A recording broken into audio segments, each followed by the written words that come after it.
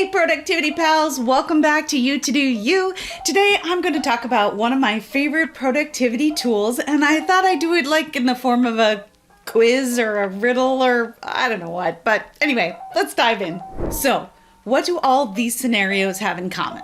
It's 11 p.m. and Jenny has to pack for her 7 a.m. flight to Kansas City, but she's tired and will probably forget to pack her pajamas. Kyle has to review his employees' architectural drawings, but is super stressed with Friday's deadline and will probably forget to check the lighting plot. Jason has to count all the inventory in the warehouse, but the work is super tedious and he's probably going to zone out and accidentally skip a row. Andrea and her operating team are about to perform a routine appendectomy, but the chaos of the hospital is swirling around and someone will probably forget to administer the pre-surgery antibiotics. Penelope is advising a client on setting up an LLC operating agreement, but with all of the complex factors involved in these agreements, she will probably forget to mention the possibility for annual distributions to cover the owner's tax bills. Rain is running the annual conference, but the venue won't let them in to set up until 1 hour before start, and with this time crunch, we'll probably forget to drop off the comps for the VIPs at the ticket window. Marshawn is training a new employee in the bookstore, a job he's done for years, but because it's so second nature, he will probably forget to mention that the scanners need to be recharged at the end of every shift. Sully is piloting a plane and birds clog the engine over the Hudson, but it's scary and he panics and he can't think of what to do, so he probably will not save the lives of 155 people on board. So, different scenarios with different stakes. What connects them all? Yeah, you guessed it. In all these scenarios, someone is forgetting something, even though it's a different reason each time. But the funny thing is, they all have the same solution. We'll dive into that solution in a moment, but let's walk through all of those factors that might cause us to forget. Jenny is tired. Kyle is stressed. Jason is bored. Andrea's surgical team is distracted. Penelope is dealing with complexity. Rain has limited time. Marshawn needs to train an employee, and Sully is in an emergency. You may not be in these exact scenarios, of course, but surely you have been tired, stressed, bored, distracted when you had something you needed to get done. You've dealt with a complex project, been in distracting situations, tried to teach something to someone new, or let's hope not, but maybe been in a dire emergency. Wouldn't you like a tool to help you get through the memory problems shared by all of these situations? So, what magical productivity tool will come in to save the day? Yes, my friends, checklists. Checklists! Ba-ba-da-da! Yes, so Jenny needs a packing checklist, Kyle needs a technical review checklist, Jason needs an inventory rows checklist, the surgical team needs a pre-incision checklist, Penelope needs a checklist of LLC elements to discuss with her client, Rain needs a checklist of things to do before the doors open, Marshawn needs a new employee training checklist, and of course, Sully needs a engine failure during flight checklist. All of these checklists, in one form or another, should help prevent the problems caused by missing crucial tasks or skipping important steps in situations with stakes ranging from inconveniently missing a pair of pajamas to 155 people freezing to death in the Hudson River. See, we're freeing up brain space here by letting the checklist do the memory work so your brain can do the interesting parts, taking in information, thinking, deciding, and so on. The parts that are especially critical when you are tired, stressed, bored, checked out, any of those things that we talked about. So let's dive in a bit further into checklists. In his book, The Checklist Manifesto, How to Get Things Right, link in the description box below, Atul Guwande breaks checklists down into two types: read, do, and do confirm. You can think of the read do types as like a recipe that walks you through something step by step. Take the first thing on the list, do it. Then read the next and do that, and so on. Read do types are especially helpful when things must be done in a certain order.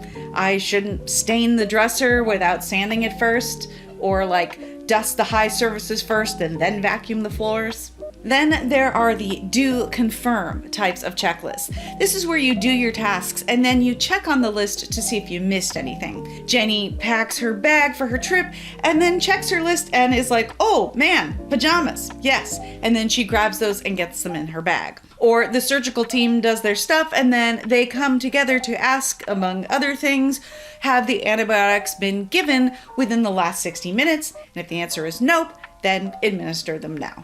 In reality, there may be circumstances where you use a checklist kind of both ways.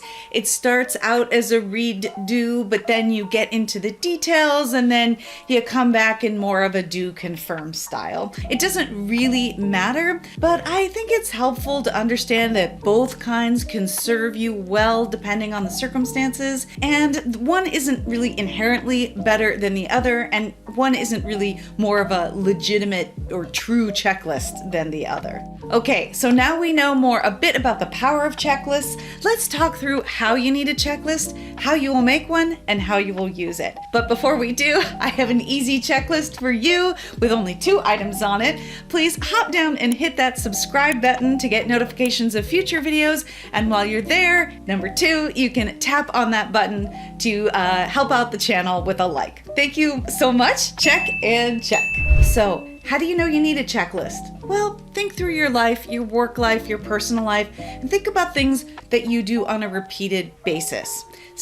A list of steps that you do more than once. When there are factors that I mentioned earlier, like being tired or stressed or bored or distracted, things are complicated or time crunched or unfamiliar, or you might be in an emergency. And I'll just say that you could be tired, stressed, or bored at any time. So really, anytime you have something that you do more than once is fodder or is eligible for a checklist. Then consider the stakes. If you might make mistakes or errors, omissions, and the stakes to your health, safety, money, or peace of mind are high enough that it merits the time for you to stop and create a list, well, there you go. Checklist time. Guwande tells us that checklists are actually most crucial in all or nothing situations.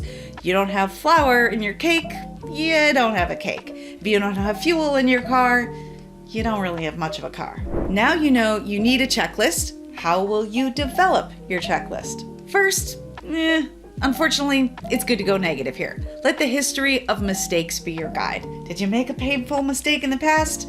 Well, make it count by turning it into a checklist item. I successfully ran a tax practice for years because I took the critiques, ouch, from mentors in my early years and turned that feedback into checklists that I passed along to my employees. Tax returns do not go out the door without running my checklists.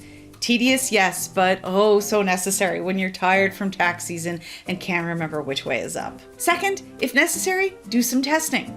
In the checklist manifesto, Guwande shares that the creation and testing process for the surgical checklist that he developed with the World Health Organization, they started with some just guesses about what would be needed and then tested and then refined and tested and refined and tested and refined until they got something that was workable and that made an actual statistical difference in patient outcomes.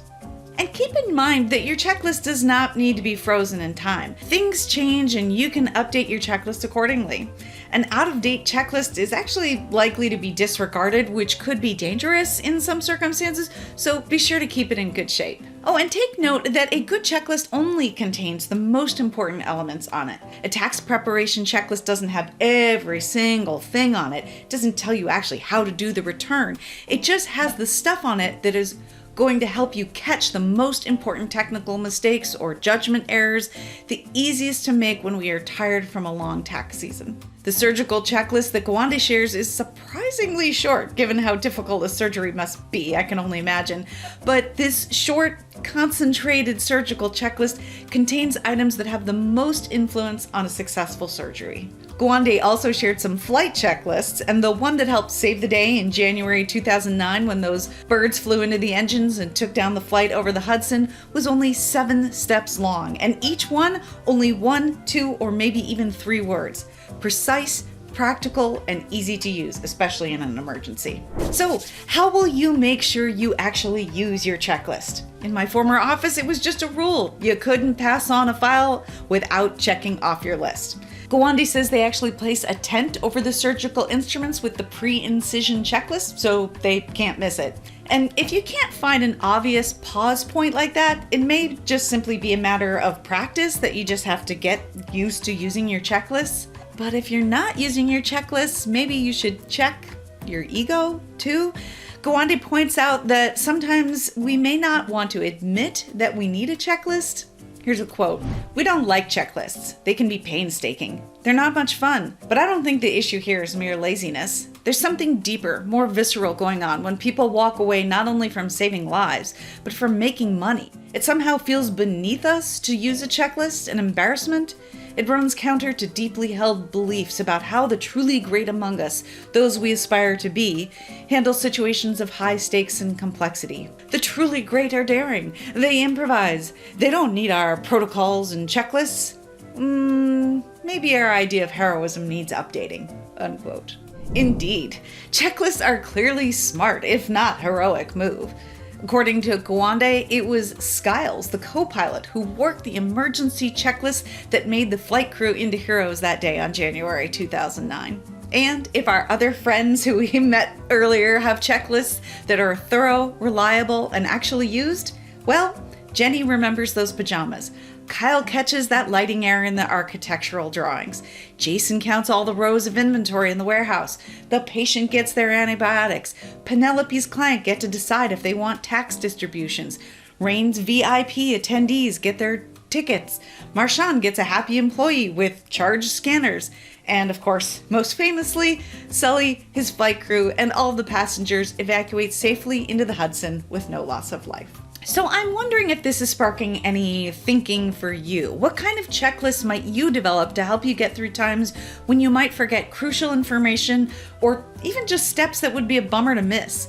Let us know in the comments below. You know, as an accountant, I've used all kinds of checklists, tax preparation checklists, monthly close checklists, new client onboarding checklists, all kinds. And you know, you might have a house cleaning checklist, a monthly meeting agenda checklist, a shopping list for your annual party full of traditional food, maybe a social media posting checklist, a closing up the cabin for winter checklist, a checklist to walk you through the weekly review of your calendar and tasks and projects and goals, a checklist to remind you of your morning routine perhaps. I'll share a new one from my life recently, a fun little checklist I came up with. I have guinea pigs who are absolute poop factories and their cage needs to be cleaned frequently. And in addition to the dedicated supplies that I keep near the cage, some of the cleaning supplies are like general house supplies, so I keep them in the laundry room or the kitchen. And there are just enough items that it seems like I always forget at least one.